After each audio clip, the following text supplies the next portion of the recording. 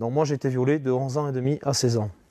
J'ai pu en parler 18 ans après. Les mots sont simples, clairs et percutants. Sans détour, Sébastien Boye se livre et à travers un jeu de questions-réponses, la parole peu à peu se libère parmi les collégiens. Son histoire était un peu choquante par moments parce que il y a le mec qui est violé, la personne qui l'a violé c'était pas lui le seul quoi. Donc c'est vrai que c'était un peu choquant par moments.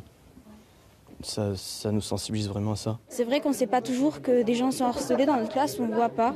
Et c'est vrai que là, j'ai appris qu'il y en avait dans ma classe qui l'étaient.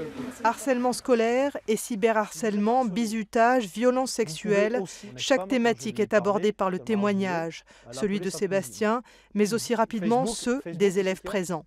On voit qu'il y en a beaucoup qui sont touchés par soit les agressions sexuelles, les viols ou l'harcèlement aussi. Et voilà, et je me rends compte qu'il y en a pas mal et il n'y en a pas beaucoup qui le disent. Et c'est dommage parce qu'ils se renferment beaucoup sur eux-mêmes et on en a beaucoup parlé. Et il y a plein de choses hyper touchantes et affreuses qui restent au fond d'eux et qui ne sortent pas, quoi. Qui a reçu un sexe d'une personne que vous ne connaissez pas ? Donc ça s'appelle une atteinte sexuelle, d'accord ? En Europe, 1 mineur sur 5 est victime d'agressions sexuelles et 160 000 enfants par an en France. Mais seuls 7% des viols sont dénoncés. Le fléau n'a pas de frontières, il ne fait pas de discrimination. Ce petit collège des Cévennes, pourtant tranquille, n'est pas épargné.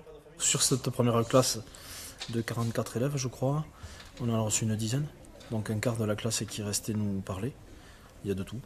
Harcèlement, agression sexuelle, maltraitance. Donc c'est pour des enfants qui sont restés dans le mutisme. Et cette action, avec un peu d'humour et de sympathie, ça libère les paroles. Pendant toute la semaine, l'association Colosse au pied d'argile s'est déplacée à travers toute la Lozère pour sensibiliser collégiens et professionnels de l'éducation. Une action commandée par le conseil départemental pour un jour mettre fin à la loi du silence.